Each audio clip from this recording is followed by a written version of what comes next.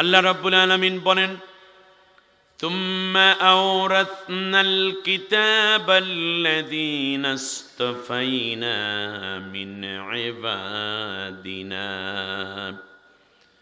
সমাজের মধ্যে, দেশের মধ্যে, রাষ্ট্রের মধ্যে অনেক বান্দা বান্দি আমার আছে, কোটি কোটি মানুষ আছে, কিন্তু মনে রাখবা কেবলমাত্র আমি আল্লাহ যাদেরকে একান্তভাবে কবুল করি, পছন্দ করি, সিলেক্ট করি, বাছাই করি, তারাই কেবল আমার কোরআনের পাশে, কোরআনের সাথে থাকার সুযোগ পেয়ে যায়।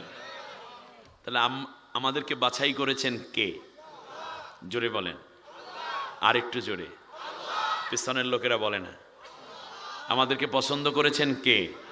আল্লাহ পছন্দ করেছেন। আপনি খুশি, বেজার না খুশি? সেই খুশি আওয়াজ দিয়ে আরেকবার পড়েন আলহামদুলিল্লাহ। সম্মানিত ভাইয়েরা,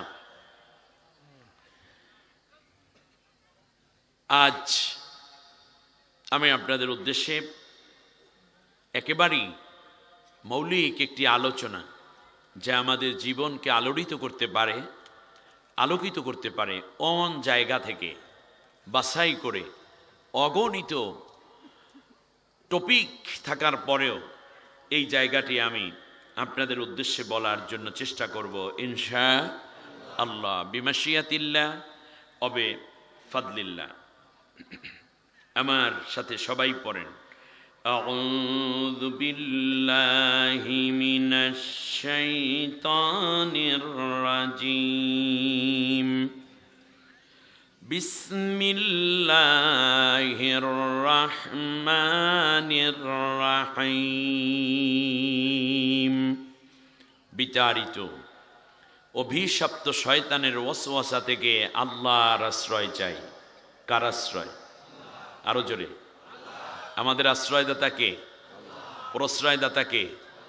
America, Bharat, Pakistan, Sri Lanka, China, Russia? না, আমাদের আশ্রয়দাতা কে? বিগত দিনগুলোতে শুধু বলা হতো যারাই তাদের দলটা করবে না তারা সব পাকিস্তানের দালাল, এরকম একটা বদনামি দেওয়া হইতো কিনা?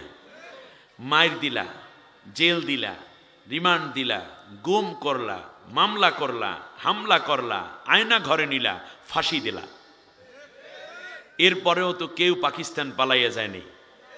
জোরে বলেন, কেউ গেছে? জামাত ইসলামীর ছাত্র শিবিরের কিংবা বিএনপির কোনো লোক কি পালাইয়া পাকিস্তান গেছে? তাই পাকিস্তান না যাওয়া মানে বোঝা যায় পাকিস্তানের দালাল এখানে কেউ নাই। ছাত্রদের আন্দোলন হলো 26 তারিখ থেকে 5 তারিখ পর্যন্ত, 26শে জুলাই থেকে 5ই আগস্ট পর্যন্ত, মাত্র এই 6-7 দিনের মধ্যে বাংলাদেশের 2.5 লক্ষ সিম বন্ধ হয়ে গেছে। এর মানে 2.5 লাখ পাচার হইছে। গেছে কোথায়? দাদার দেশে। ঠিক না বলেন? তাহলে বোঝা যায় বাংলাদেশে পাকিস্তানের দালাল নাই, কিন্তু ভারতের দালাল আছে। আপনারা কষ্ট পাচ্ছেন? এই জন্য আল্লামা সাঈদী সাহেবের কথা খুব মনে পড়ে। তিনি যা বলেছেন সব হুবহু পালন হচ্ছে, যে বাংলাদেশের তৌহিদি জনতা গাছের গোড়া ধরে নাড়া দিবে, মামু বাড়ি গিয়া পড়বা। ঠিক না? অতএব আমরা সাহায্য চাই একমাত্র কার কাছে? আমরা আল্লাহ ছাড়া অন্য কারো তোয়াক্কা করি না।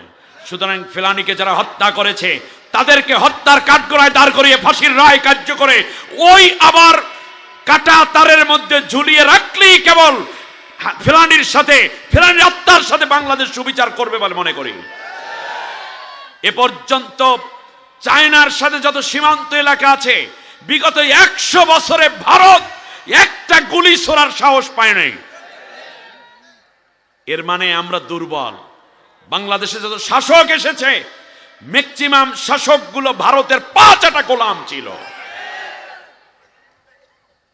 একটি শক্তিশালী সরকার ব্যবস্থা দরকার। তবে ধন্যবাদ ডক্টর মোহাম্মদ ইউনূস, আপনাকে ধন্যবাদ। তিনি এসেই বলেছেন যে ভারত যদি বাংলাদেশে, কারণ ওরা চাচ্ছিল 2-3 দিনের মধ্যে ঝামেলা করতে, সোজা জানিয়ে দিয়েছে যদি ভারত বাংলাদেশের ভিতরে অস্থিতিশীল পরিবেশ তৈরি করতে চায়, তাহলে ভারত এর অভ্যন্তরে এবং 7 সিস্টার এবং মায়ানমার কেউ নিরাপদ থাকতে পারবে না। স্যালিউট আপনাকে। তোমরা এত বড় রাষ্ট্র, তোমাদের প্রধানমন্ত্রী চা বিক্রেতা ছিল একজন, ঠিক কিনা বলেন? আমার এই ছোট্ট দেশের প্রধান উপদেষ্টা এখন আলহামদুলিল্লাহ বিশ্বের শান্তিতে নোবেল পুরস্কার প্রাপ্ত একজন পিএইচডি হোল্ডার, এবং বিশ্বের সমস্ত প্রেসিডেন্ট যাকে মাথা নিচু করে সালাম দিতে বাধ্য হয়। আমাদের গর্ব। এই জাতির এই কঠিন ক্রান্তিকালে ডক্টর ইউনূস হাল ধরার কারণেই ওমরা সোমরা যা আছে মাথা উঁচু করতে পারে নাই, ঠিক না বলেন? মেধাবীরা দেশ চালাবে, দেশপ্রেমিকরা দেশ চালাবে। কোন পরাশক্তিকে যারা ভয় করে তাদের জন্য এই দেশের শাসন ব্যবস্থা উপযুক্ত নয়। আস্তে আস্তে কাম হচ্ছে। ডক্টর ইউনূস তো খুঁটিনাটি কাজ করেন না, তিনি অনেক বড় কাজ করেন। আমাদের আস্থা আছে আপনার উপরে। আপনি আশা করি জীবনের শেষ বেলায়, আপনি অনেক দিন বাঁচেন, আমরা চাই। 82 বছর বয়স, বাংলাদেশের জন্য যে সুনাম আপনি এনেছেন, বাকি দিনগুলোতে শেষ জীবনে দাঁড়িয়েও আপনার যেন জান্নাত লাভের আমল হয়, সেজন্য বাংলাদেশের মানুষের আবেগ, ভালোবাসা, অনুভূতির দিকে খেয়াল রেখে কর্ম প্রণয়নের মাধ্যমে সৎ, নিষ্ঠ এবং আমানতদার লোকদের হাতে আপনি আপনার নেতৃত্বের দায়ভার তুলে দিয়ে যেন আপনি আল্লাহর কাছে যেতে পারেন, দোয়া আমরা করে যাচ্ছি। পরম করুণাময়, অসীম দয়ালু আল্লাহর নামে শুরু করছি। আকিমিস সালাতা লিদুলুকিশ শামসি ইলা গাসাকিল লাইলি ওয়া কুরআনাল ফাজর ইন্না কুরআনাল ফাজরি কানা মাশহুদা ومن الليل فتهجد به نافلة لك عسى أن يبعثك ربك مقاما محمودا وقل رب أدخلني مدخل صدق وأخرجني مخرج صدق واجعل لي من لدنك سلطانا نصيرا آمنت بالله। অর্থ হচ্ছে, হে তামাম দুনিয়ার ইমানদার বান্দা বান্দি, সবাই মন দিয়ে শোনো। তোমরা নামাজ কায়েম করো সূর্য যখন হেলে যায় এবং রাত পর্যন্ত।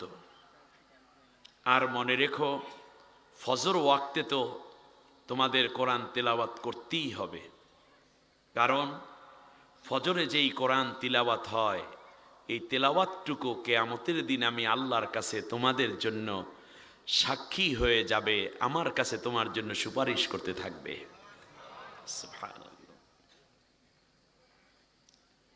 আর হে রাসূল, আপনার জন্য রাত্রে তো তাহাজ্জুদের ব্যবস্থা রয়েছে।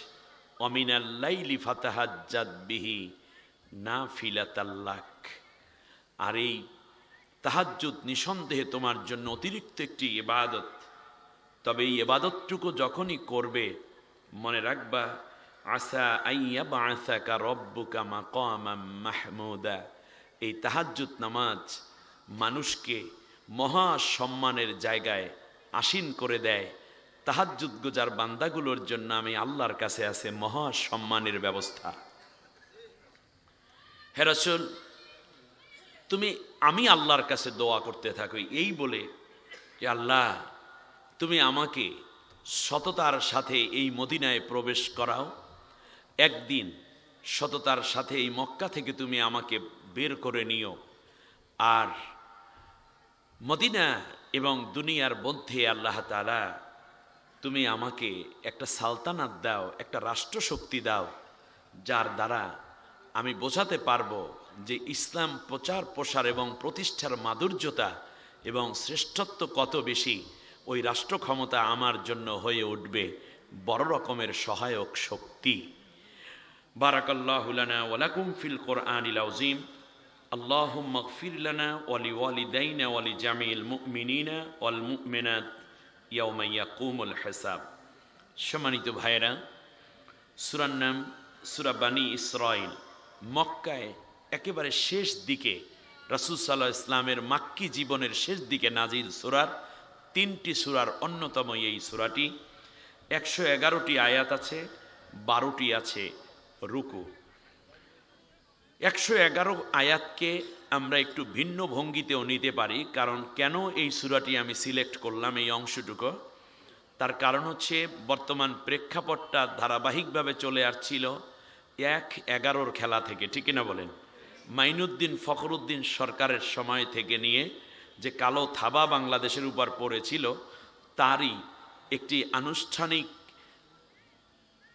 পুরো দেশ বিক্রি এবং মনুষ্যত্ব বিরোধী কাজে হাত দিয়েছিল জালিম সরকার, স্বৈর শাসক, ঠিক না বলেন? তো 1-11 আপনাদের মনে আছে 1-11 কথা? আচ্ছা, এটাকে যদি আমরা ইংলিশে বলি তাহলে 111কে ইংলিশে ভাঙলে বলা হয় 111, ঠিক না? 111। সেই প্রেক্ষাপট নিয়ে আজকের আলোচনায় কতটুকু সামঞ্জস্যতা আছে তার ধারাবাহিক আলোচনাটা আমি আপনাদের উদ্দেশ্যে পেশ করার চেষ্টা করব।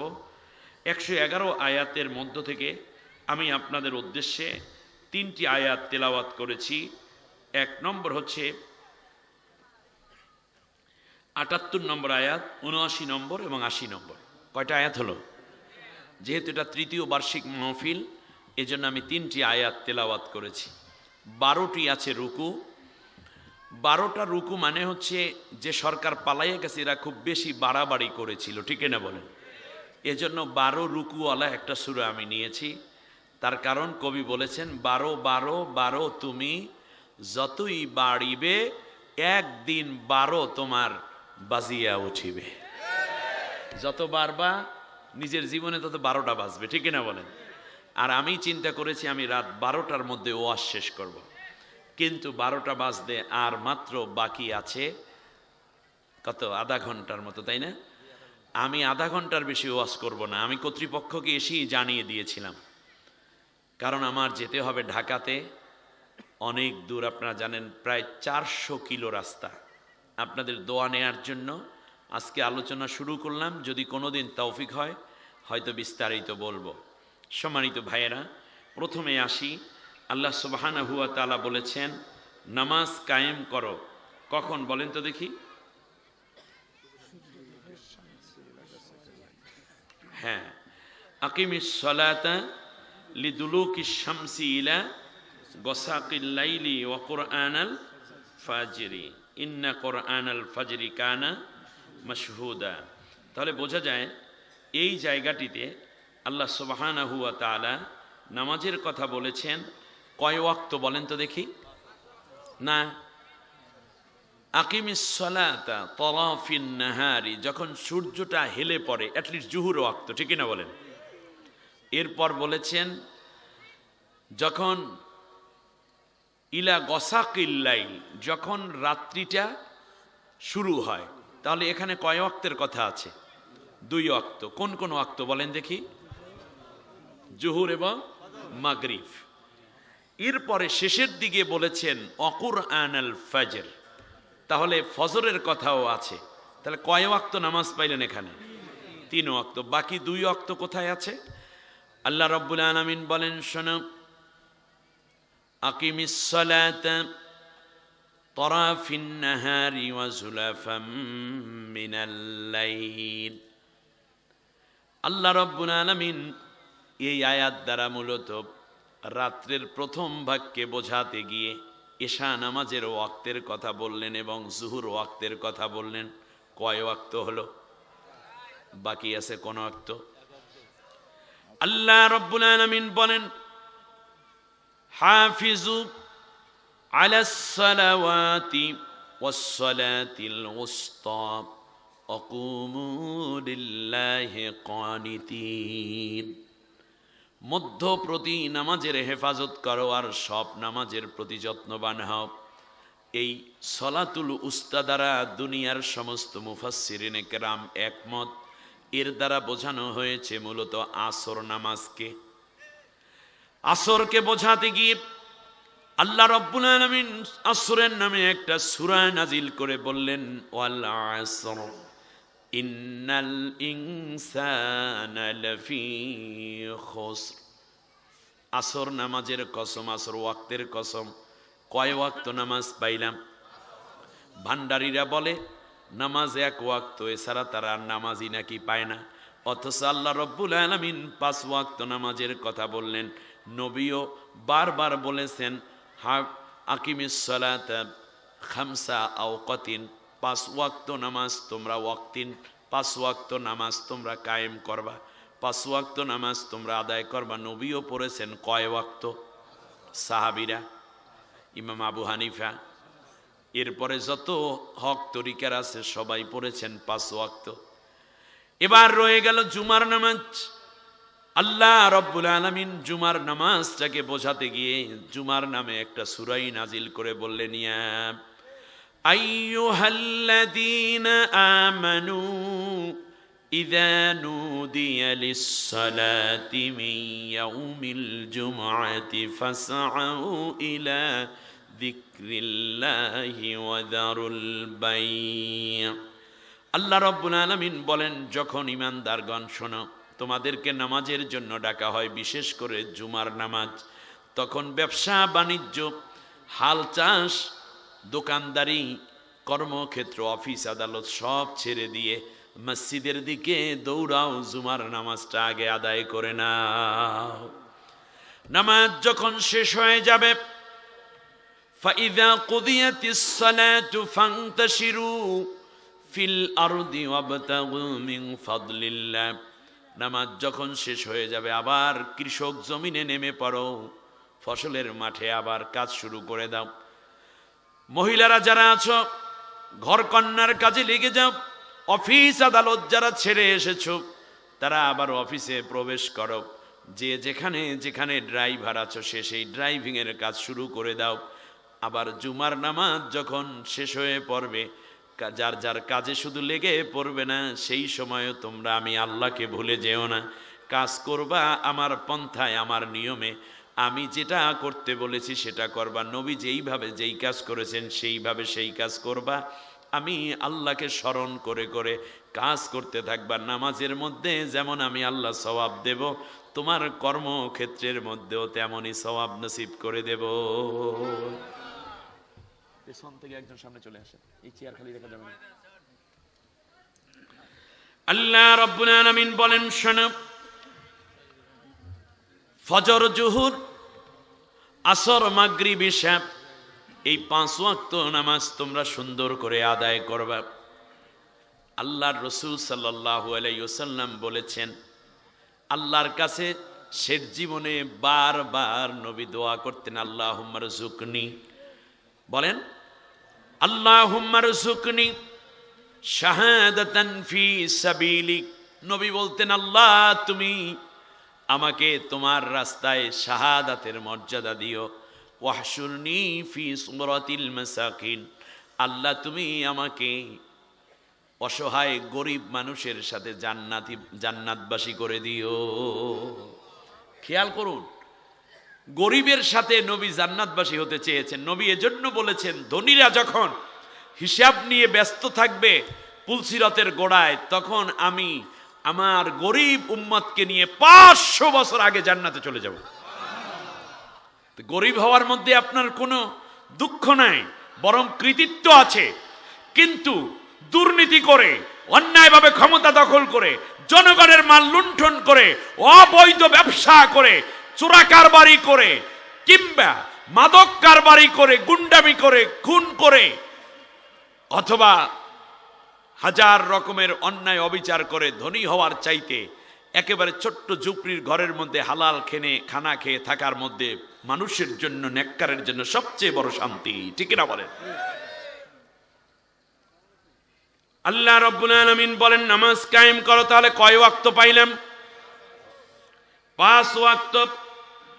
এবার আল্লাহ তাআলা বলেন, শোনো, ওমিনাল লাইলি ইন্না কুরআনাল ফাজরি কানা মাশহুদা, সকালে কোরআন পড়বা, তার কারণ সকালের কোরআন তেলাওয়াত তোমার জন্য আমি আল্লাহর কাছে সাক্ষ্য হবে। সুবহানাল্লাহ। আগের দিনে ছোট্ট ছোট্ট কুঁড়ে ঘর বলেন কিংবা এক রুমওয়ালা বলেন, কাচারি ঘর বলেন, বাংলো বলেন, দোতলা বিল্ডিং বলেন, দোতলা টিনের ঘর বলেন, সব জায়গা থেকে ফজরের পরে মসজিদগুলো থেকে মক্তবগুলো থেকে আল্লাহর কোরআনের আওয়াজ ভেসে আসতো, ঠিক কিনা? আগে যখন ছেলেকে বিয়ে করাতে যেত, বাবা বৃদ্ধ মানুষ কিংবা বাবা যখন ওই বাড়িতে যাইতো, মেয়েকে জিজ্ঞেস করতো, মাগো তুমি কোরআন শরীফ পড়তে পারো কিনা? তাহলে সূরা ইখলাসটা একটু শোনাও, কোরআনের প্রথম সূরাটা সূরা বাকারা থেকে একটু শোনাও।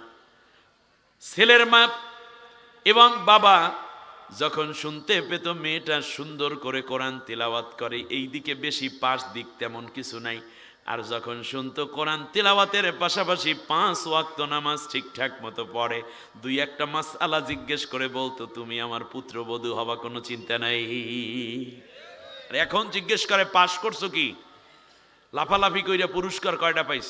মেয়ের বাবা এবার দেখায়, আমার মেয়ে এই দেখেন লং জামে ফার্স্ট হয়েছিল, এই দেখেন। হ্যাঁ, মাইয়ে না জানো কি আনছি একটা, পুলিশের চাকরি আছে কিংবা মামা পুলিশের চাকরি দেবে বলেছে, মেয়ে প্রাইমারিতে চাকরি করে। আমি চাকরি করা নিয়ে প্রশ্ন করছি না, কিন্তু আমার দুঃখটা ভিন্ন জায়গায়। ওই যে আপনি খেয়াল করবেন, আমার মা মাত্র 2 পাস মানুষ। কি পাস? আমরা 8টা ভাই। খেয়াল করেন, এই রকম অনেক মা যাদের আছে, মায়েরা ছিলেন আল্লাহ ওয়ালি, মায়েরা ছিলেন দিনদার কোরআন তেলাওয়াতকারী। আমাকে আপনাকে গর্বে নিয়ে আমার মায়েরা চোখের পানি ছেড়ে তাহাজ্জুদ নামাজে কেঁদেছে, এই জন্য আল্লাহ আমাদেরকে বড় করেছেন। কিন্তু নতুন প্রজন্মের পুত্রবধূগুলো এমন হয়ে যাচ্ছে, তার বাচ্চাগুলো কেমন হবে আল্লাহ ভালো জানে, আমরা কিছু বলতে পারি না, ঠিক কিনা? তার কারণ মা যদি ভালো না হয় তাহলে বাচ্চা ভালো হওয়ার সম্ভাবনা নাই। নেপোলিয়ন তিনি বলেছিলেন যে, give me a good mother, I shall give you a good nation. তুমি আমাকে একটা ভালো মা দাও, আমি একটি ভালো জাতি উপহার দেব তোমাকে। সুবহানাল্লাহ বলেন। হ্যাঁ, আমাদের মায়েরা শিক্ষিতা ছিলেন না, কিন্তু আমরা অনেক বড় শিক্ষিত আল্লাহ আমাদেরকে করেছেন। সুবহানাল্লাহ বলেন। আচ্ছা, ডক্টর ইউনুস সাহেবের মায়ের খবর নিয়ে দেখেন, বাইতুল মোকাররমের খতিব সাহেবের মায়ের খবর নিয়ে দেখেন, তারা ওই দাওরায় হাদিসও হয়তো করে নাই, মাদ্রাসা লাইনে কামেল পাশও হয়তো করে নাই, কিন্তু আল্লাহ তার গর্ভে কি নেয়ামত দিয়ে ভরপুর করে রেখেছেন। আফামা খালিদ সাহেবের মায়ের খবর নিয়ে দেখেন। অতএব মায়েদের প্রথম চরিত্রবান হওয়া দরকার।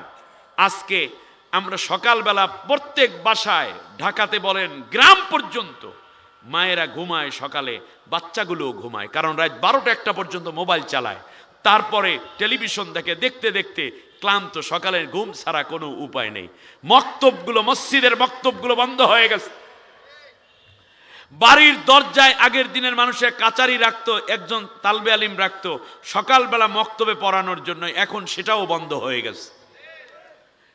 ফজর ওয়াক্তের কোরআন তিলাওয়াত আমাদের জন্য আর সাক্ষ্য হচ্ছে না। আমরা আবার যারা দ্বীনের অন্য লাইনে কাজ করছি, যেমন তবলিগের ভাইয়েরা, তারা দ্বীনের বিশাল মেহনত দিতে গিয়ে ফজরের পরের কর্মসূচি বানাইছে মাসোয়ারা। আমি 3 চিল্লার সাথী তো, আমি এটা জানি। ফজরের পরে কি মাসোয়ারা, একসাথে গোল হয়ে বসবে, ওই মসজিদের জিম্মাদার অথবা আমির সাহেব থাকলে বৈশা বলেন, দেখি কি সমস্যা, কি উপকার, কখন গাছতে যাব, কখন চিল্লায় যাব, এই নিয়ে আলোচনা চলতে থাকে।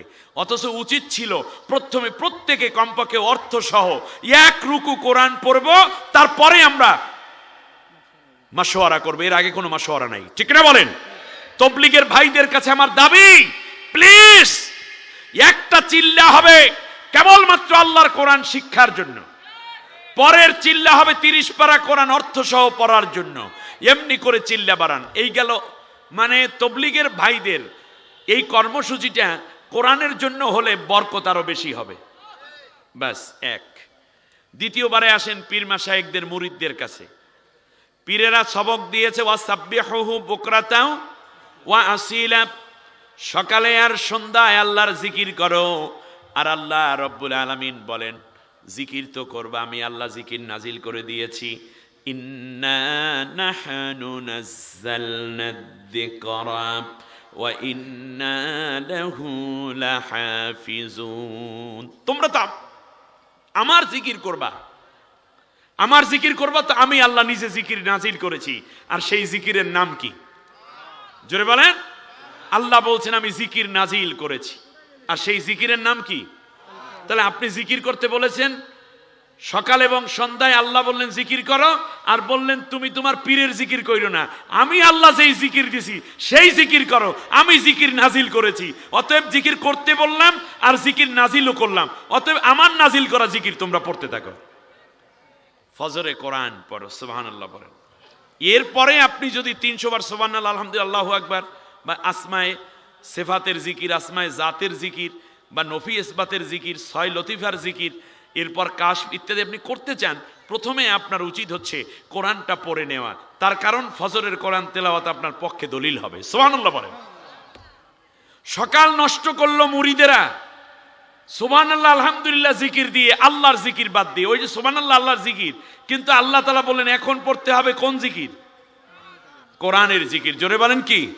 কোরআনের জিকির ফজর ওয়াক্তে। এজন্য নবী সাল্লাল্লাহু আলাইহি ওয়াসাল্লাম বলেছেন, মা মিন শাফিঈন আফজালু মুনসিলাতান ইনদাল্লাহি ইয়াউমাল কিয়ামাতি মিনাল কোরআন, লা নবী ওয়ালা মালাক ওয়ালা গায়র। কোরআনের মতো এত জোরালো সুপারিশ কিয়ামতের দিন কেউ বান্দার জন্য করতে পারবে না, না কোনো নবী তার উম্মতের জন্য, না কোনো ফেরেশতা, না অন্য কেউ। তার কারণ কোরআন যাকে সুপারিশ করবে তাকে জান্নাতে না নিয়ে কোরআন একা ছেড়ে থাকবে না। মান জাআলাহু আমামাহু কাদাহু ইলাল জান্নাহ, কোরআন যাকে সুপারিশ করবে, কোরআন সামনে সামনে যাইতে থাকবে, বান্দাকে জান্নাতে না নেয়া পর্যন্ত কোরআন তাকে একা ছেড়ে চলে যাবে না। কোরআন ফজরে আমরা এখন থেকে কোরআন পড়বো, আল্লাহ কবুল করুন, বলেন আমিন। ঘরের স্ত্রীকে কোরআন পড়তে বলুন, সন্তানকে কোরআনের জন্য উঠিয়ে ফেলুন। আমি বর্তমানে শিক্ষা ব্যবস্থার সংস্কার হচ্ছে, আমি দাবি করব, আমাদের ধর্ম উপদেষ্টার কাছে প্রথম বলবো, বাংলাদেশে মডেল মসজিদগুলো যত আছে প্রত্যেকটা মসজিদে ডিজিটাল স্টাইলে, বিশেষ করে আমি যে ডিজিটাল পদ্ধতিটা উদ্ভাবন করেছি, মাত্র 30 ক্লাস, যে কেউ কোরআন শিখে এখান থেকে বের হয়ে যেতে পারবে। কোটি কোটি টাকা খরচ করে এই মসজিদগুলো তৈরি হয়েছে, সুরম্য মসজিদ নিঃসন্দেহে। তো আমি চাই এই মসজিদগুলোতে সর্বপ্রথম ডিজিটাল স্টাইলে যে কোরআন পদ্ধতি আছে, আমার 10 মিনিট স্কুলে কোরআন শিক্ষা পদ্ধতি আছে। এরপর প্যানভিশন টিভিতে প্রায় 60 লক্ষ মানুষ একসাথে কোরআন শেখার সৌভাগ্য অর্জন করেছে। লিড একাডেমিতে আছে, কোডাস ট্রাস্টে আছে, এইরকম অনেকগুলো চ্যানেলে আমার কোরআন পদ্ধতি আছে।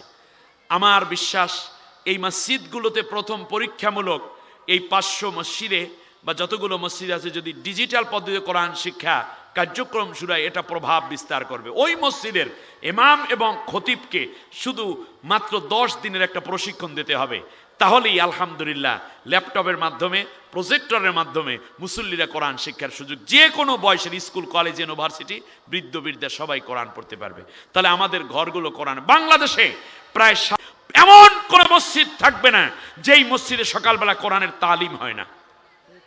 তাহলে বাংলাদেশের চেহারা চেঞ্জ হয়ে যাবে। তার কারণ এই বুনিয়াদী শিক্ষা ব্যবস্থা না থাকার কারণেই মূলত বাংলাদেশ আজ গাজার দেশে পরিণত হতে যাচ্ছিল, ঠিক না বলেন? দুর্নীতির দেশে পরিণত হতে যাচ্ছিল, সন্ত্রাসী দেশে পরিণত হতে যাচ্ছিল। যারাই মক্তবে পড়েছে জীবনে, তারা একটা পর্যায়ে গিয়ে আল্লাহর কোরআনের সাথে এবং সততার সাথে তাদের জীবন চলতেছে। শিক্ষা ব্যবস্থায় প্রাইমারি লেভেল থেকে আল্লাহর কোরআনের একটি সাবজেক্ট অবশ্যই যোগ করতে হবে। এর সাথে আপনারা একমত কিনা বলেন? আপনাদের বাচ্চারা প্রাইমারিতে যেই বাচ্চারা পড়ে, কিন্ডারগার্টেনে কিংবা এই রকম বিভিন্ন স্কুলে যেই বাচ্চারা পড়ে, সেই বাচ্চাদের মা বাবারা চায় তার শিশু কোরআন পড়ুক, ঠিক না বলেন? কিন্তু মক্তব্য বন্ধ প্রাইমারি স্কুলেও এভাবে নাই, অপরদিকে টিউটার এনে পড়ায়, তাও 6 মাস 1 বছরও কিছু হচ্ছে না। অতএব বাংলা যেখানে পড়ানো হচ্ছে, ইংরেজি পড়ানো হচ্ছে, বাংলাদেশের মুসলমানদের টাকায় যেহেতু স্কুলের বেতন ভাতা আসে, সুতরাং আপনারা কি চান প্রাইমারি স্কুলে আপনাদের বাচ্চাদের, আপনার নাতি, আপনার ছেলে, আপনার মেয়ে, আপনার ভাগ্নি, আপনার ভাতিজা, আপনার ভাতিজি প্রাইমারি লেভেলেই তারা কোরআনটা শিখে ফেলুক, এটি কি আপনারা চান? সত্যিই চান? কে কে চান? দুইটা হাত উঁচু করে আল্লাহকে দেখান। মাশাআল্লাহ, হাত উঁচু করে রাখেন। আমার দেশের মানুষ কি চায় এর সরকারকে অনুভব করতে হবে। আজকে এই হাজার হাজার জনতা এটাই চাচ্ছে যে তারা চায় প্রাইমারি লেভেলে কমপক্ষে আল্লাহর কোরআন শিক্ষাকে বাধ্যতামূলক করা হোক। বলেন আমিন। তাহলে এই ছেলেটি হাই স্কুল কলেজে যাবে, তখন সে দ্বীনি শিক্ষা সুন্দর করে বুঝে ইসলামের উপরে, ইমানের উপরে, সততার উপরে দুর্নীতিমুক্ত জীবন গঠনে অভ্যস্ত হয়ে উঠবে। আল্লাহর নবী এর জন্য বলেছেন, শোনো দুনিয়ার মানুষেরা, আল কোরআনু হুজ্জাতুল লাকা ওয়া আলাইক, কোরআন তোমার পক্ষে কিংবা বিপক্ষে কিয়ামতের দিন দলিল হয়ে যাবে। আমার ভাইরা, আপনাদের কাছে জিজ্ঞাসা করতে চাই, আপনারা কি কোরআনকে বিপক্ষে দলিল বানাবেন নাকি পক্ষে দলিল বানাবেন? হ্যাঁ, কোরআনকে বিপক্ষে না পক্ষে? কে কে কোরআনকে পক্ষে দলিল বানাতে চান তারা দুইটা হাত উঁচু করে আল্লাহকে দেখায় দেন।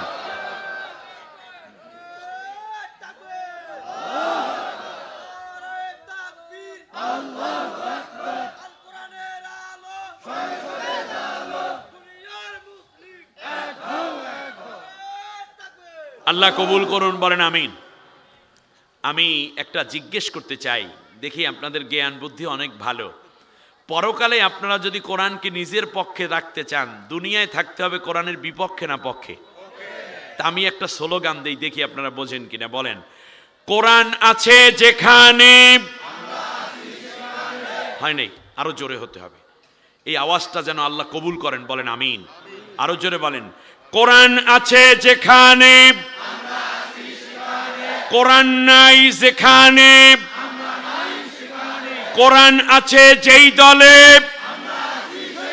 কোরআন নাই যে দলে,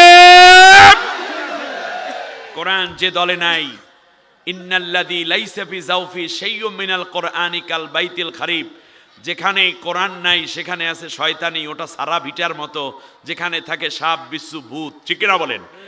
আসুন না, আল্লাহ রাব্বুল আলামিন বলেন, শোনো, এই কোরআনের পক্ষে যদি না থাকো তাহলে কিয়ামতের দিন নবী তোমার বিরুদ্ধে বাদী হয়ে মামলা করবে। কি হয়ে? বাদী হয়ে মামলা করবেন নবী। নাউজুবিল্লাহ পড়বেন না? ওয়াকালার রাসূলু ইয়া রাব্বি ইন্না কওমি ইত্তাখাযু হাযাল কুরআনা মাহজুরা। আল্লাহ রাব্বুল আলামিন বলেন সূরা ফুরকানের 30 নম্বর আয়াত, নবী আমি আল্লাহর কাছে মামলা করে বলবে, আল্লাহ, এই আমার উম্মত নামদারি, সে কোরআন পড়ে নাই, স্কুল কলেজ ইউনিভার্সিটিতে পড়েছে, পিএইচডি হোল্ডার, ইঞ্জিনিয়ারিং কিংবা ডাক্তারি পড়েছে, কিন্তু কোরআনটা ধরে নাই, কোরআন পড়ে নাই, এই জন্যই উম্মতের বিরুদ্ধে আমি মামলা করলাম। ওই মামলা মোকাবেলা করে কি জান্নাতে যাইতে পারবেন? তাহলে নবীর মামলার আসামি এখানে অনেক আছেন। কষ্ট পাচ্ছেন আপনারা? অর্থাৎ নবীর মামলার আসামি আমরা হতে চাই না। অতএব কোরআনটা শিখতে হবে। আল্লাহ কবুল করুন, বলেন আমিন। এবং কোরআনও বলবে, ইয়া রব্বাল আলামিন ইন্না আবদাকা হাযা ইত্তাখাযানি মাহজুরা ফাকদি বাইনি ওয়া বাইনাহু। আল্লাহ, এই হলো তোমার সেই বান্দা যে দুনিয়া আমাকে পড়ে নাই, আমাকে ধরে নাই, অন্য পথে সময় ব্যয় করেছে, অতএব তার বিরুদ্ধে মামলা করলাম, আজকে তুমি বিচার ফয়সালা করে দাও। আল্লাহ তাআলা বলেন, ঠিক আছে, আমি বিচার করে দিলাম। আল্লাযীনা কাফারু ওয়া কাযযাবু বিআয়াতিনা উলাইকা আসহাবুন নার হুম ফিহা খালিদুন। সূরা বাকারার 39 নম্বর আয়াত আল্লাহ বললেন, কোরআনের সাথে যার সম্পর্ক নাই, মিথ্যা প্রতিপন্ন করে যাও, তুমি জাহান্নামে চলে যাও, অনন্তকাল জাহান্নামেই পড়ে থাকো। আল্লাহ আমাদের মাফ করুন, বলেন আমিন। কি ব্যাপার, আপনারা আমার উপর মন খারাপ করেছেন? সামনের আয়াতে আল্লাহ রাব্বুল আলামিন বলেন, শোনো নবী, ওয়া মিনাল লাইলি ফাতাহাজ্জাদ বিহি নাফিলাতাল লাক। রাতের নামাজ তুমি ছেড়ে দিও না। নবীজির উপরে তাহাজ্জুদ নামাজ পড়া ছিল ফরজ। বলেন, তাহাজ্জুদ নামাজ কি ছিল? আমার দিকে তাকান। তাহাজ্জুদ নামাজ পড়া কি ছিল? নবীর উপরে ছিল ফরজ। কিন্তু বিশ্বনবী সাল্লাল্লাহু আলাইহি ওয়াসাল্লাম এক রাতে ঘুম থেকে উঠতে পারেন নাই, কারণ ঘুমাতে ঘুমাতে একটু বেশি রাত হয়ে গেছে, ফজরের ওয়াক্ত হয়ে গেছে।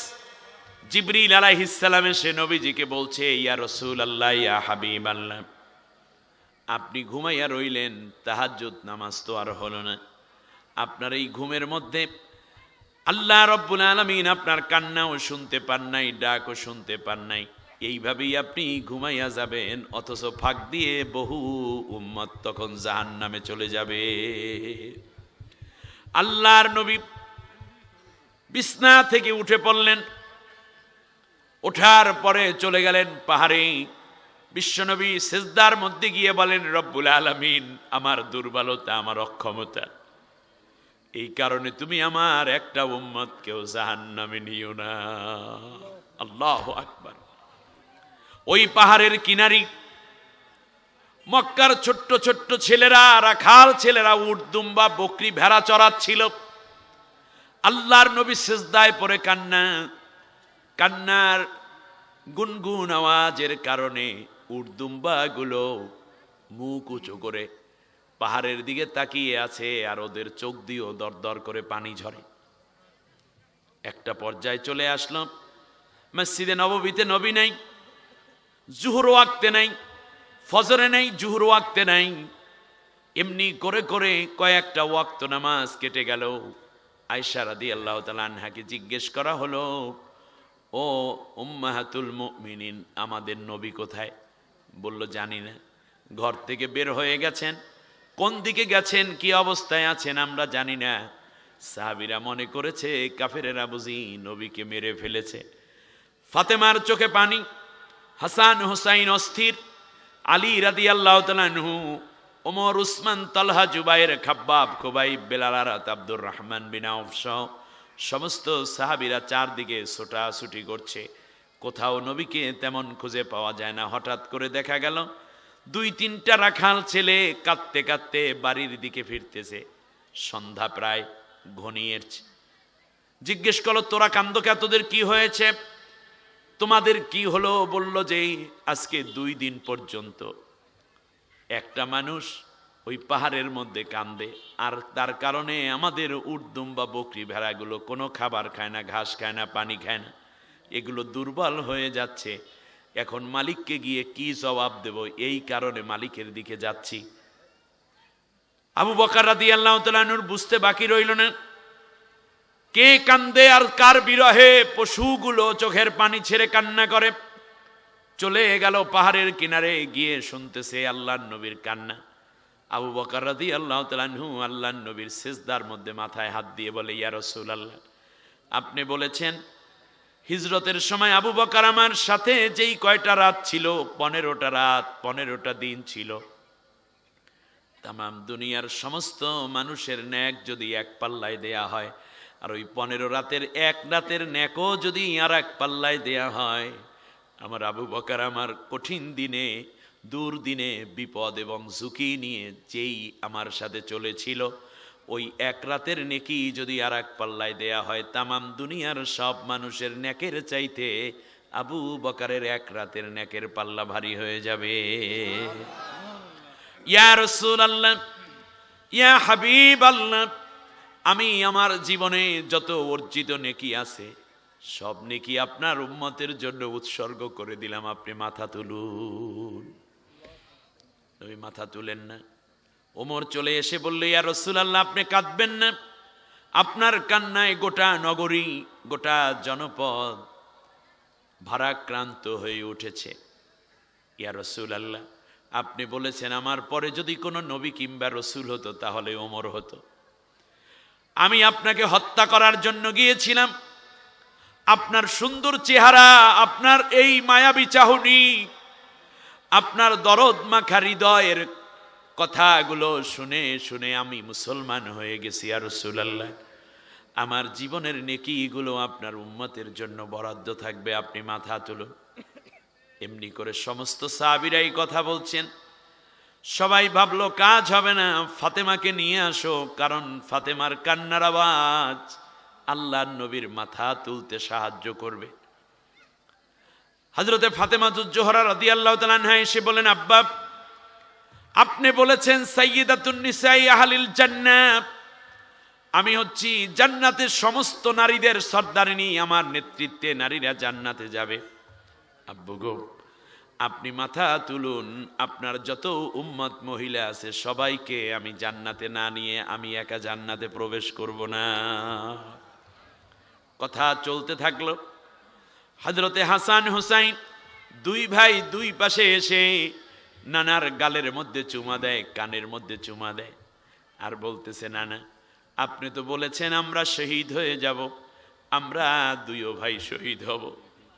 শাহাদাতের এই মর্যাদাটুকু আল্লাহর কাছে অনেক বেশি জানি, সুতরাং আজ ওয়াদা দিলাম, আপনি বলেছেন শাবাবি আহলিল জান্নাহ, আপনি বলেছেন হাসান হোসাইন হচ্ছে যুবকদের সর্দার হয়ে জান্নাতে তাদেরকে নিয়ে যাবে, সুতরাং ওয়াদা দিলাম আপনার একজন যুবক উম্মতকেও জাহান্নামে রেখে আমি হোসাইন জান্নাতে যাব না। আল্লাহর নবী মাথা তুললেন। তাহাজ্জুদ নামাজ নবীর কাজা হয়। আর একদিন নবী ঘুমিয়ে পড়ে আছেন, উঠতে পারছেন না। আল্লাহ রাব্বুল আলামিন ডাক দিয়ে বলেন, ইয়া আইয়ুহাল মুদ্দাসসির কুম ফাআনযির রাব্বাকা ফাকাব্বির। ও নবী, আর ঘুমায়েন না, এবার দাঁড়ান। আর একদিন আল্লাহর নবী তাহাজ্জুদে ঘুমায়। মানুষ নবী, বিশ্ব নবী, ক্লান্তি আছে, ভাবনা আছে, আল্লাহর নবী ঘুম থেকে উঠছেন না। আল্লাহ রাব্বুল আলামিন ডাক দিয়া বলেন, ইয়া আইয়ুহাল মুজাম্মিল, ও চাদর আবৃত, এবার দাঁড়ান, দাঁড়াইয়া যান। তার কারণ হচ্ছে তাহাজ্জুদের ওয়াক্ত কেটে যায়। বিশ্বনবী সাল্লাল্লাহু আলাইহি ওয়াসাল্লাম আল্লাহর কাছে বললেন, রব্বুল আলামিন, আমার নিজেরই যেহেতু তাহাজ্জুদ মাঝে মাঝে কাজা হয়ে যায়, নিয়মিত যদি আমি পড়ে যাই আমার উম্মতের উপরেও হয়তো এটা ফরজ হয়ে যাইতে পারে। অতএব আল্লাহ, তুমি আমার উম্মতের জন্য এই নামাজটাকে সহজ করে দাও। এইটাকে সুন্নত করা হয়েছে, তবে মনে রাখবেন এই পৃথিবীতে যত নফল ইবাদত আছে তার মধ্যে সবচেয়ে সেরা ইবাদতের নাম তাহাজ্জুদের নামাজ। আল্লাহর নবী বলেন,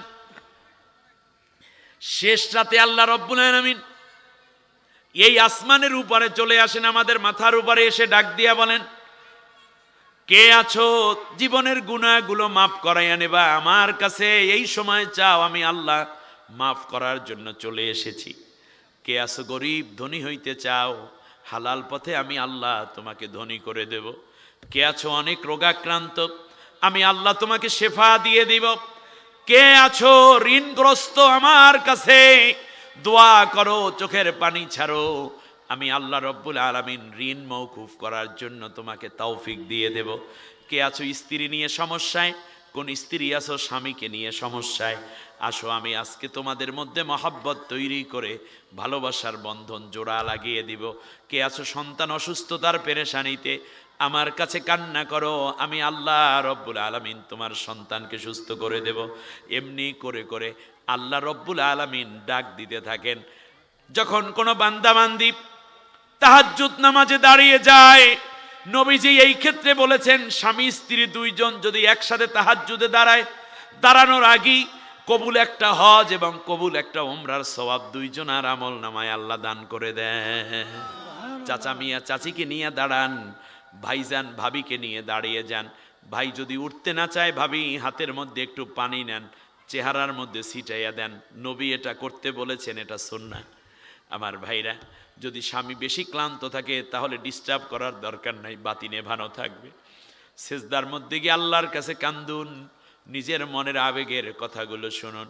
আল্লাহ তখন ডাক দিয়ে বলে, আমার ফেরেশতারা রে, তামাম দুনিয়ার সব মানুষগুলো ঘুমাইয়া গেল, কিছু কিছু মানুষ, ওই দেখ লালমনিরহাটের মানুষ, কুড়িগ্রামের মানুষ, বরিশালের মানুষ, টাঙ্গাইলের মানুষ, মেহেরপুরের মানুষ, সিলেটের মানুষ, কক্সবাজারের, এই রকম কত মানুষ তাহাজ্জুদে দাঁড়ানো থাকে, সেজদায় এবং রুকুতে কান্না করে। আল্লাহ রাব্বুল আলামিন বলেন, আমার ফেরেশতারা ওই কেরে, আল্লাহ তুমি তো ওনার পরিচয় জানো। আল্লাহ রাব্বুল আলামিন বলেন, না তোরা একটু পরিচয় দে। তখন ফেরেশতারা বলে আল্লাহ অমুকের পুত্র অমুক, অমুকের কন্যা অমুক, কিংবা অমুকের স্ত্রী অমুক। এই কথাগুলো বলার পর আমার বান্দা, আমার বান্দিটা কান্দে কেন? আল্লাহ আমাদের চাইতে তুমিই তো ভালো জানো। আল্লাহ রব্বুল আলামিন বলেন না না, তোদের কাছ থেকে একটু জানতে চাই। আল্লাহ তাআলা তোমার ভয়ের কারণে কান্দে। আর কেন কান্দে? আল্লাহ তোমার রহমত পাওয়ার আশায় কান্দে। আল্লাহ রব্বুল আলামিন আবার জিজ্ঞেস করেন, আমার এই বৃদ্ধ বান্দাটা দাড়ি চুল পেকে গেল, তার দাড়িগুলো ভিজাইয়া ভিজাইয়া আমার কাছে ঠোঁট বাঁকা করে কান্দে, সিজদার মধ্যে মুনাজাত করে। কেন কান্দে কয় রব্বুল আলামিন জাহান্নামের আযাব থেকে বাঁচার জন্য কান্দে। আবার আল্লাহ ডাক দিয়ে বলেন, এই বৃদ্ধ মানুষ, বৃদ্ধা মহিলা বান্দি কিংবা এই যুবক ছেলে মেয়েগুলো গভীর রাতে কেন কান্দে? ফেরেশতারা বলে আল্লাহ জান্নাত পাওয়ার আশায় কান্দে। আল্লাহ রব্বুল আলামিন বলেন, আমার ফেরেশতারা বলো ওরা কি আমাকে দেখেছে? বলে না আল্লাহ তোমাকে দেখে নাই। ওরা কি আমার রহমত দেখেছে? বলে না আল্লাহ তাও দেখে নাই। গজব দেখছে? কয় না আল্লাহ তাও তো বেশি একটা দেখে নাই। ওরা কি জান্নাত দেখেছে? ফেরেশতারা জবাব দেয় আল্লাহ না, ওরা জাহান্নাম দেখে নাই। ওরা কি জান্নাত দেখেছে? না আল্লাহ এরা জান্নাতও দেখে নাই। আল্লাহ রব্বুল আলামিন ডাক দিয়া বলেন, আমার ফেরেশতারা আমার এই বান্দা বান্দিগুলো আমাকে দেখলো না, আমার রহমত এবং গজব সরাসরি দেখলো না, আমার জান্নাত কিংবা আমার জাহান্নাম দেখলো না, অথচ আমার কাছে চোখের পানি ছেড়ে কান্দে। তোরা সাক্ষী থাক, আমি আল্লাহ রব্বুল আলামিন ক্রন্দনরত, সিজদারত, মুনাজাতরত, রুকুরত, তেলাওয়াতে যারা কান্দে, সব মানুষের জীবনগুলো, প্রত্যেকের জীবনের যত গুনাহ আছে, এই ক্রন্দনরত সব বান্দাবান্দির জীবনের সব গুনাহ আমি আল্লাহ মাফ করে দিলাম। আল্লাহ রাব্বুল আলামিন বলেন, শুধু গুনাহই মাফ করলাম না, ওয়ায়ুবাদদিলুল্লাহু সাইয়্যাতিহিম হাসানাত। ওদের যত গুনাহ আছে, যৌবনে শয়তানের ওয়াসওয়াসায় পড়ে জিনা করেছিল, মিথ্যা বলেছিল, বন্ধুদের প্রলোভনে, কখনো বন্ধুদের আড্ডায় পড়ে মদ গাঁজা পর্যন্ত শেয়ার করেছিল। আজকে আমি আল্লাহ রব্বুল আলামিন ওদের জীবনে যত গুনাহ ছিল, সব গুনার জায়গাগুলো ওদের চোখের পানি দেখে এত বেশি সন্তুষ্ট হলাম, ওদের গুনাহ মাফ কইরা গুনার জায়গাগুলো নেক আমল দিয়ে ভরপুর করে দিলাম। এ রাত কি কেটে যাবে ঘুমে অলসে, তুমি কি ডাকবে না তোমার প্রভুকে, প্রভুকে? রাত কি কেটে যাবে ঘুমে অলসে। তাহাজ্জুদ পড়তে চেষ্টা করবো, আল্লাহ কবুল করুন বলেন আমি। আজকে জুমার রাত, বৃহস্পতিবার দিবাগত রাত, এই রাতে কেউ যদি একটা নেক আমল করে আল্লাহ তাই 100 গুণ বাড়াই দেন। কমপক্ষে 2 রাকাত তাহাজ্জুদ না পড়ে ঘুমাবেন না, মনে থাকবে আপনাদের? সিজদায় নত হও, অশ্রু ছাড়ো, আল্লাহর শরণে হৃদয় গাড়ো, প্রাণ খুলে সব ব্যথা বলো প্রভুকে, বলো প্রভুকে। রাত কি কেটে যাবে ঘুমে অলসে। আল্লাহ আমাদেরকে তাহাজ্জুদে শামিল হওয়ার তৌফিক দিন, বলেন আমিন। আল্লাহ রাব্বুল আলামিন বলেন, শোনো আমি আল্লাহর গোলাম যারা, তাদের একটা বৈশিষ্ট্য হলো এই যে, শোনো তাতাজাফা জুনুবুহুম আনিল মাদাজিহিম, শেষ রাতে তাদের বিছনা থেকে তাদের পিঠগুলোকে আলাদা করে দেয়। সুবহানাল্লাহ। ওয়াল্লাযীনা ইয়াবিতুনা লিরাব্বিহিম সুজদান ওয়া কিয়ামা ওয়াল্লাযীনা ইয়াকুলুনা রাব্বানা ইসরিফ আন্না আযাবা জাহান্নামা ইন্না আযাবাহা কানা গরামা। আল্লাহু আকবার। আল্লাহ রাব্বুল আলামিন বলেন, পূর্ণ রাতটা আমার বান্দা ঘুমায় না, এমনকি বিছনা থেকে পিঠটা আলাদা করার পরে তারা দাঁড়াইয়া যায়, দাঁড়াইয়া দাঁড়াইয়া আমার কাছে কান্না করে আর ডাক দিয়ে কয়, আল্লাহ, আসমানের নিচে জমিনের উপরে আমার মতো এত গুনাহগার বান্দা বান্দি আর বুঝি কেউ নেই। জীবনে অনেক গুনাহ করেছি, একান্তে তোমার সাথে কিছু কথা বলবো। আল্লাহ রব্বুল আলামিন বলেন, আমার বান্দা যখন আমারে ডাক দেয়, উদউনি আস্তাজিব লাকুম, আমি আল্লাহ তখন বান্দার ডাকে জবাব দেয়া শুরু করে দেই। সুবহানাল্লাহ। আল্লাহ তাআলা বলেন, আমাকে তুমি ডাক দাও, আমি তোমার ডাকে জবাব দিয়ে দেব। সুবহানাল্লাহ বলেন। আল্লাহর নবী বলেন, একবার বান্দা ডাকে আল্লাহ জবাব দেয় 10 বার। সুবহানাল্লাহ। আপনি ডাকলেন আল্লাহ, আল্লাহ রব্বুল আলামিন বলেন, লাব্বাইক আব্দি, আমার বান্দা আমি হাজির, আমি হাজির, আমি হাজির। আল্লাহর নবী বলেন, আল্লাহর দিকে যদি কোনো বান্দায় 1 হাত আগাইয়া যায়, আল্লাহ রব্বুল আলামিন বান্দার দিকে 10 হাত আগাইয়া আসে। সুবহানাল্লাহ। আমার ভাই, আপনার জীবনে অনেক গুনাহ, যৌবনে নামাজ পড়েন নাই, মদ খাইছেন, চুরি করছিলেন, জেনা করে ফেলেছেন, কখনো বদঅভ্যাস ছিল গুন্ডামি করা, বিড়ি সিগারেট খাওয়া থেকে নিয়ে অনেকগুলো অন্যায় আপনার জীবনে। আল্লাহ তাআলা আমাকে আপনারে ডাক দিয়েই বলতেছেন, কুল ইয়া ইবাদিয়াল্লাযীনা আসরাফু আলা আনফুসিহিম লা তাকনাতু মির রাহমাতিল্লাহ ইন্নাল্লাহা ইয়াগফিরুয যুনুবা জামিআ ইন্নাহু হুয়াল গফুরুর রহিম। আল্লাহু আকবার।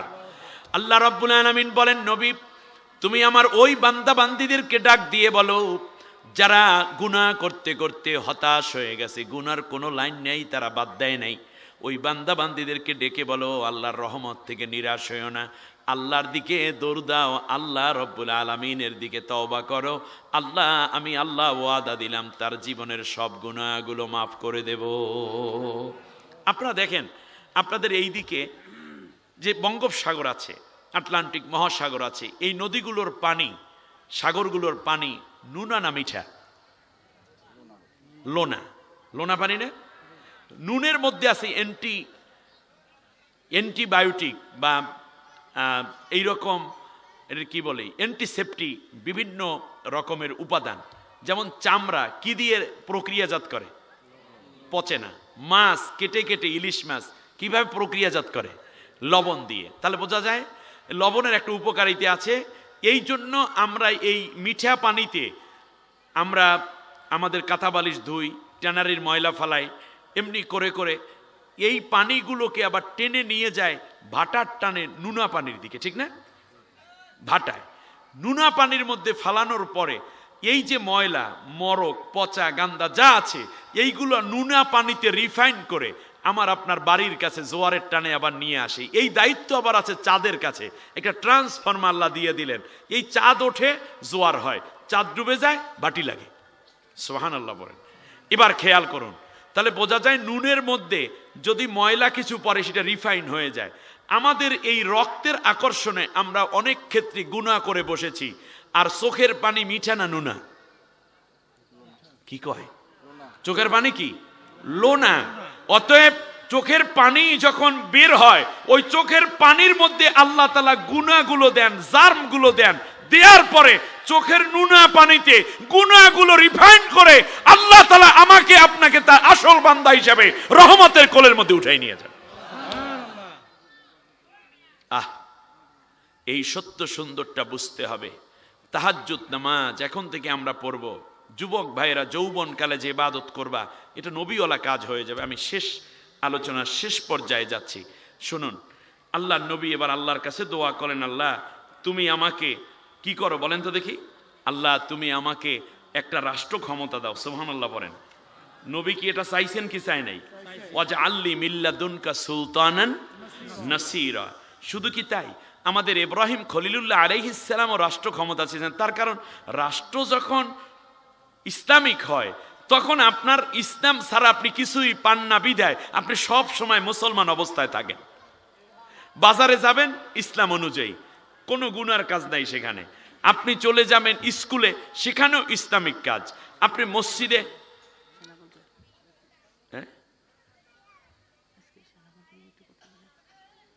সেখানে আপনার দেখা গেল যে আলহামদুলিল্লাহ, সেখানেও আপনি দোকানে যাবেন, সেখানেও ইসলাম। রাস্তায় নামবেন, সেখানেও ইসলাম অনুযায়ী নারীরা চলে, ছেলেরাও ইসলাম অনুযায়ী চলে। ফলে দেখা যাচ্ছে এই জায়গায় আপনার ইসলাম পালন করতে আর কোনো অসুবিধা নাই। এই জন্য আল্লাহ নবী মক্কায় ইসলামী রাষ্ট্র করতে পারেন নাই। আল্লাহ হিজরত করে মদিনায় নিয়ে এলেন, বললে আল্লাহ তুমি আমাকে মদিনায় রাষ্ট্র ক্ষমতা দাও, তাহলে আমার ব্যাংক, আমার বিমা, আমার হাসপাতাল, আমার রাস্তাঘাট, আমার দোকানপাট, আমার বাজারঘাট, আমার প্রতিষ্ঠান, আমার শিক্ষা, সব জায়গায় থাকবে ইসলাম অনুযায়ী চলা। ফলে দেখা যাবে যে সবাই মিলে ইসলামের আলোকে চলার কারণে কেউ আর গুনার কাজে লিপ্ত হচ্ছে না। ঠিক না বলেন? এই জন্য রাষ্ট্র ক্ষমতা, বিশ্বাস করেন, পানি ছাড়া যেমন মাছ বাঁচতে পারে না, একটি ইসলামী রাষ্ট্র ছাড়া ঈমান নিয়ে একজন মোমেন বাঁচতে পারে না। কোনো না কোনো জায়গায় আপনার ভেজাল লাগবেই লাগবে। আর যদি ইসলামী রাষ্ট্র হয় তাহলে আপনি ভেজাল চাইলেও ভেজাল করার সুযোগ থাকে না, আপনি ন্যাক পথে চলতে বাধ্য হন। কোনটা ভালো? ইসলামী রাষ্ট্র ভালো না? এই জন্য আমাদের চেষ্টা করতে হবে। হযরতে শুধুমাত্র আমাদের নবী চান নাই, আমাদের জাতির পিতা ইব্রাহিম আলাইহিস সালাম আল্লাহ তাআলার কাছে বললেন, ক্বালা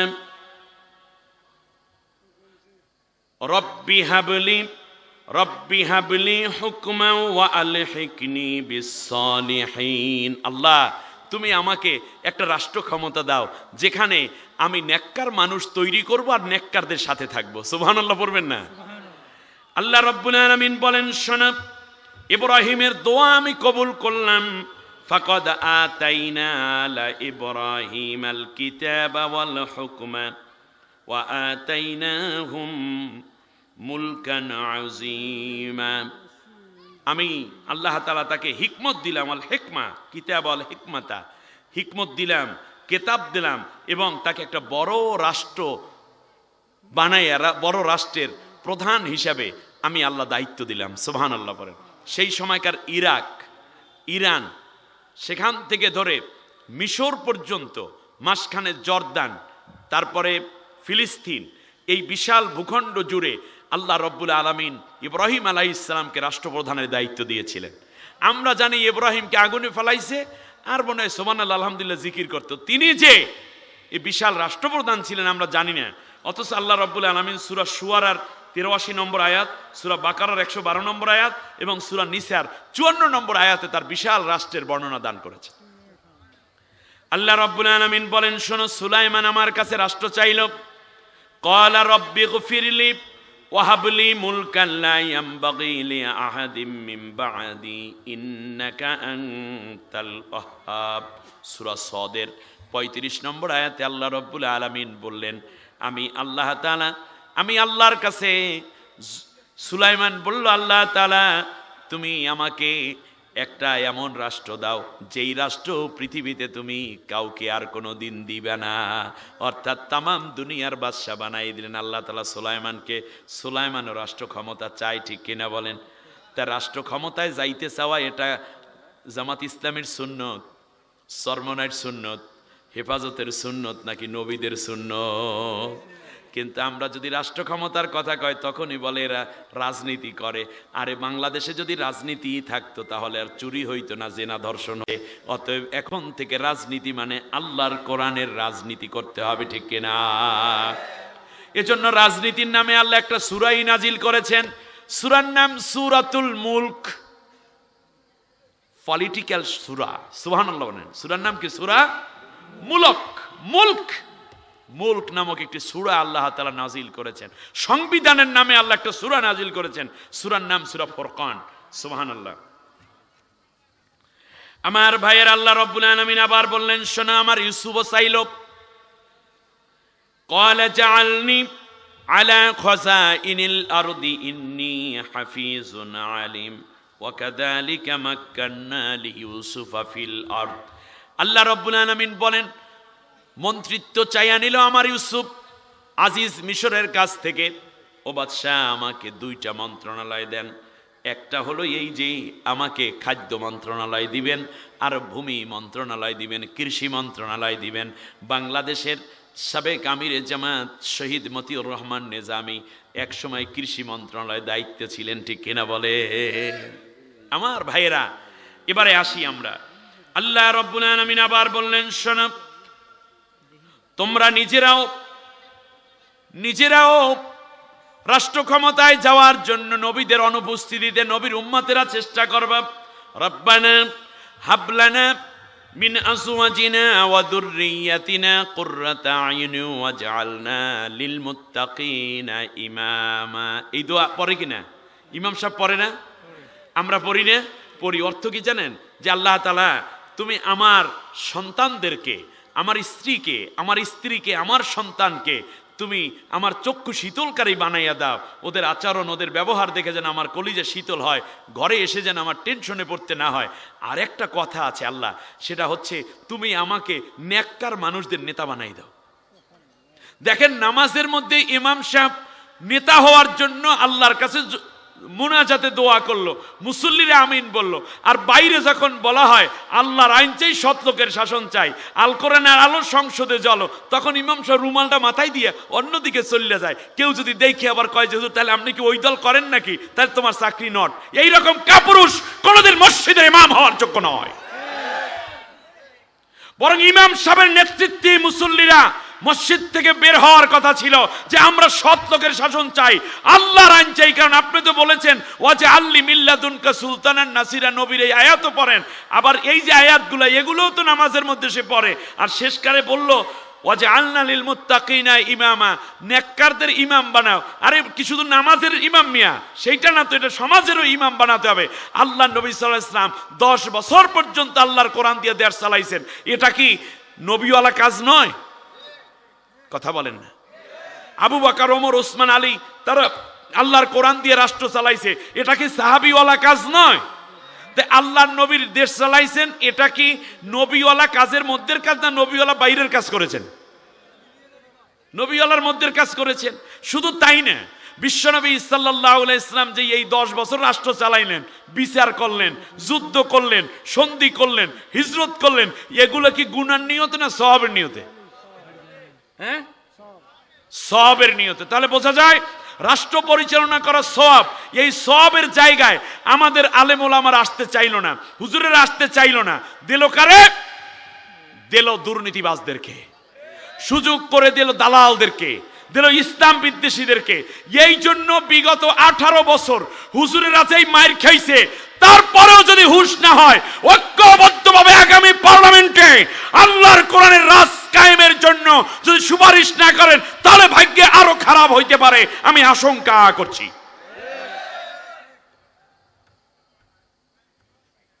তবে আল্লাহর নবীর একটি হাদিস আমি আপনাদেরকে মনে করিয়ে দিতে চাই। মনে করেন, সামনে যখনই ইলেকশন হবে, আমরা নবীর কাছে গেলাম কয়েকজন। যাওয়ার পর কথার কথা ধরেন, নবীকে জিজ্ঞেস করলাম, ইয়া রাসূলুল্লাহ, সামনে এই অবস্থায় এখন কোন দলের দিকে আমরা যাব, একটু বলেন দেখি। মনে করেন পীর মাশায়েখরা গেছে, তবলিগের মুরব্বীরা গেছে, আমরাও গিয়েছি, এরপরে এই যে কওমি আলেমরাও গেছে, এইদিকে চরমনাই থেকেও রওনা করছে, জৈনপুর মোকামিয়া ফুরফুরা থেকে, আহলে হাদিস থেকেও গেছে, মাতখালি থেকেও গেছে, লামাজিব থেকেও গেছে। মোট মিল্লা মনে করেন আমরা 100-150 মানুষ একটা বিমান ভাড়া কইরা একেবারে নবীর কাছে চলে গেছে। মনে করেন নবী এখনো জীবিত আছে, আমার কথা আপনারা বোঝেন নাই। তখন আমরা গিয়ে কি জিজ্ঞেস করলাম, নবী, বাংলাদেশের প্রেক্ষাপটেই একটা সুযোগ আছে, এখন আপনারা বলেন তো দেখি আমরা কোন দলকে সমর্থন দেব, একটু বলেন দেখি নবী। তখন আল্লাহর নবী কি বলছেন সেটা নবী বললেই গেছে। বলছেন, নবী সাল্লাল্লাহু আলাইহি ওয়াসাল্লাম বলেছেন, আন আব্দুল্লাহ ইবনে আমর রাদিয়াল্লাহু তাআলা আনহুমা قال قال رسول الله صلى الله عليه وسلم اتبعوا سواد الاعظم فانه من شج في النار। শোনো আমার উম্মতেরা, একটি রাষ্ট্রের মধ্যে অনেকগুলো ইসলামী দল থাকতে পারে, মতের পার্থক্য থাকতে পারে, তবে মনে রেখো যেই দলটি সেওয়াদ আল আজম, মানে হচ্ছে যেই দলটি ইসলামী রাষ্ট্র কায়েম করবে, এই ক্ষেত্রে আগাইয়ে আছে, বড় হয়েছে যেই দলটি, যাদের মধ্যে ডাক্তার আছে, ইঞ্জিনিয়ার আছে, ব্যারিস্টার আছে, যাদের মধ্যে পররাষ্ট্রমন্ত্রীও হইতে পারে, স্বরাষ্ট্র মন্ত্রী হইতে পারে, যাদের মধ্যে পুলিশ, র্যাব, গোয়েন্দা, ডিবি, ডিএসবির সব লোক আছে, বিভিন্ন ইউনিভার্সিটির ভাইস চ্যান্সেলর হতে পারে, প্রেসিডেন্ট হতে পারে, এমনকি তারা মন্ত্রী হইতে পারে, মেম্বার হইতে পারে, চেয়ারম্যান হইতে পারে। এই যে যেই দলটা আগাইয়ে আছে, তোমরা সেই দলটার অনুসরণ করবা, সেই দলটাকে তাড়াতাড়ি করে ক্ষমতায় নেওয়ার জন্য সবাই মিলে কাজ করবা। এই নির্দেশ আমার না রাসূলুল্লাহর? এরপর নবীজি বললেন ফামান শাযযা ফিন্নার, এরপরে যদি কেউ উল্টাপাল্টা করো, এই সুযোগ কাজে না লাগাও, তাহলে সে কিন্তু জাহান্নামে যাবা। নবীর এই হাদিসে আমরা আমল করতে রাজি আছি? জোরে বলেন রাজি আছি? তাহলে যেই দলটা আগাই আছে সেই দলে সব আগামী পীর মাশায়েখ হইতে শুরু সবাই আসবে। কারণ আপনি হয়তো কিছু ভোট পেতে পারেন অথবা কিছু একটু করতে পারেন, তাতে তো ইসলামী হুকুমত কায়েম হবে না। কিন্তু সবাই মিলে যদি আগাইয়া যায় তাহলে দেখা যাবে সবাই মিলে একটা কাজ। সেই ক্ষেত্রে নেতৃত্বের মূল দাবিদার এবং মূল দায়িত্বে যাদেরকে দেব, সেওয়াদ আল আজম, যেই দলটি আগাইয়া আছে, বড় হয়ে আসছে, ওই দলটাকে দেব। ঠিক না বলেন? এই ভুল যেন আবার করতে না যাই, সেই জন্য আমরা বড় দলকে সামনে রেখে এগিয়ে যেতে চাই। আল্লাহ কবুল করুন, বলেন আমিন। যারা পিছিয়ে যাবে তারা যাবে কোথায়? এটা আমার ঘোষণা নাকি? এটা নবীজির ঘোষণা। আল্লাহু আকবার। এখন আপনারা বুদ্ধিমত্তার সাথে সামনে আগাইয়েন। এরপরে রাসূল সাল্লাল্লাহু আলাইহি ওয়াসাল্লাম, আল্লাহ রাব্বুল আলামিন এরপর আবার বলতেছেন, শোনো, আল্লাহ সুবহানাহু ওয়া তাআলা আবার বলছেন, তালুত বাদশাকে আমি রাজত্ব দিয়েছিলাম। ক্বালু,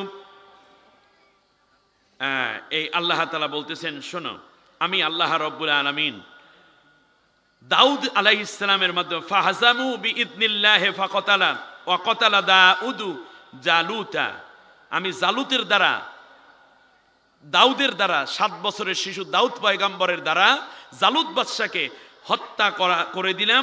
এরপরে ওয়া আতাহুল্লাহুল মুলকা ওয়াল হিকমাতা ওয়া আল্লামাহু মিম্মা ইয়াশা। আল্লাহ রাব্বুল আলামিন বলেন, এরপর আমি তালুতকে ওই রাষ্ট্রের রাজত্ব দান করেছি। সুবহানাল্লাহ পড়েন। মুসা আলাইহিস সালামের ব্যাপারে আল্লাহ রাব্বুল আলামিন বলতেছেন, শোনো, আমিও তাকে তামাম দুনিয়ার মধ্যে বড় একটা জায়গার বাদশাহিত্ব দান করেছিলাম। আল্লাহ রাব্বুল আলামিন বলেন, ওয়া ইয জাআলা ফীকুম আম্বিয়া ওয়া জাআলাকুম মুলুকা ওয়া আতাইনাকুম মা লাম ইউতি আহাদাম মিনাল আলামিন। আমি মুসাকেও বড় একটা রাষ্ট্র ক্ষমতা দান করেছিলাম। বাদশা যুলকরনাইন, আপনার নাম শুনেছেন? তিনিও বাদশা ছিলেন। নবী একা শুধু রাষ্ট্র ক্ষমতা চাইছে এইটা না। আরে ভাই, রাষ্ট্র ক্ষমতাটা যে কত মজার একটা জায়গা, এইটা আমরা দাড়িওয়ালা, টুপিওয়ালা, তবলিগওয়ালা, কওমি, আলিয়া, পীর মাশায়েখ, বুজুর্গ, এমনকি আহলে হাদিস, মাতকালি, লামাজাবি কেউ বুঝলামই না। এই চকলেটটা কেবলমাত্র ওই দুর্নীতিবাজরাই সারা জীবন চুইয়া গেল। তার কারণ এই রাষ্ট্রটা যদি ইসলামী হয়, মদ থাকবে না, গাঁজা থাকবে না, জেনা থাকবে না, ফেন্সিডিল থাকবে না, ধর্ষণ থাকবে না, সুদ ঘুষ থাকবে না, ইসলাম এবং ইনসাফ ভিত্তিক রাষ্ট্র হবে। যারা ইমানদার তারা নামাজি হয়ে যাবে। তাই যে গুনাহগুলো বন্ধ হলো, নেকগুলো চালু হইল। আপনি যদি এই রাষ্ট্র কায়েমের জন্য কাজ করেন, আপনার আমলনামায় কিয়ামত পর্যন্ত সদকায়ে জারিয়ার সওয়াব। রাষ্ট্রীয় সম্মানই তো বড় সম্মান। যুলকারনাইনের কাহিনী শুনি আমরা। আল্লাহ রাব্বুল আলামিন বলতেছেন, শোনো, আমি আল্লাহ রাব্বুল আলামিন যুলকারনাইনকে কি দিলাম? ইন্না মাক্কান্না লাহু ফিল আরদি ওয়া আতাইনাহু মিন কুল্লি শাইইন সাবাবা। সূরা কাহাফের ৮৪ নম্বর আয়াতে আল্লাহ রাব্বুল আলামিন বলেন, যুলকারনাইনকে আমি বড় রাজত্ব দান করেছি। ইয়াহিয়া আলাইহিস সালাম, জাকারিয়া আলাইহিস সালামকেও আমি আল্লাহ রাব্বুল আলামিন দান করেছিলাম। এমনি করে করে আল্লাহ রাব্বুল আলামিন বলেন, শোনো, শুধু এটাই নয়, পৃথিবীতে যত নবী আসছে সব নবীকে রাষ্ট্র ক্ষমতা আমি আল্লাহ দিয়েছি। কাউকে বিজয় দিয়েছি, কাউকে আবার দেই নাই। তার কারণ জয় পরাজয় ছিল। শারাআ লাকুম মিনাদ-দীন মা ওয়াসসা বিহি নূহা ওয়াল্লাযী আওহাইনা ইলাইকা وما وصينا به إبراهيم وموسى وعيسى أن أقيموا الدين ولا تتفرقوا فيه আমি আল্লাহ তোমাদের উপর স্পষ্ট নির্দেশ জারি করে দিলাম নবী, যা আমি নূহকে দিয়েছি এমনি করে আমি দিয়েছি ইব্রাহিম, মুসা এবং ঈসাকে। আর তা ছিল আমি আল্লাহ রব্বুল আলামিনের দিন তোমরা প্রতিষ্ঠা করো। এবার একেবারে শেষ দিকে এসে একটা কোশ্চেন করি, দেখি জ্ঞানীরা উত্তর দিবেন। আপনারা বলেন তো দেখি। সেটা হচ্ছে, আমরা জানি হযরত ইমাম মাহদী আলাইহিস সালাম দুনিয়ায় আসবে। ইমাম মাহদী আলাইহিস সালাম দুনিয়ায় এসে সিল্লা দেবে নাকি? কথা বলে না। এইরকম মাহফিল সাজাবে শুধু, না খানকা চালাইবে, না মাদ্রাসা খুলবে? ইমাম মাহদী আলাইহিস সালাম এসে কি করবেন? ইসলামী রাষ্ট্র কায়েম করবেন। জোরে বলেন কি করবেন? আচ্ছা, আমরা জানি একেবারে শেষ দিকে এসে ঈসা আলাইহিস সালাম পৃথিবীতে আসবেন। ঈসা আলাইহিস সালাম পৃথিবীতে এসে স্বাভাবিকভাবেই চিল্লা দেবেন, মুলুক সফরে যাবেন, 3 চিল্লা একসাথে লাগাইবেন, অথবা খানকায় তৈরি করবেন 2,500-3,000 এবং তাজকিয়া নফসের জিকির আজগার করবেন, অথবা বড় বড় কওমি মাদ্রাসা, আলিয়া মাদ্রাসা কায়েম করে মাহফিল করবে নাকি? ঈসা আলাইহিস সালাম এসে কি করবে? তাহলে বোঝা যায় রাষ্ট্র পরিচালনা করা এবং রাষ্ট্রীয় দায়িত্ব পালন করা একটা নবীওয়ালা কাজ, আগেও ছিল এবং সামনেও আসবে। মাঝখানে আমরা এই রাষ্ট্র পরিচালনার চিন্তা ভুলে দেওয়ার কারণে এখানে ধর্মনিরপেক্ষ মতবাদ, সংকীর্ণ জাতীয়তাবাদ, কমিউনিজম, পুঁজিবাদ, সমাজতন্ত্র, নাস্তিকবাদ ঢুকে পড়েছে। অতএব আগামীর সময়গুলোকে আমরা যেন কাজে লাগাতে পারি, আল্লাহ তাআলা তৌফিক দান করুন।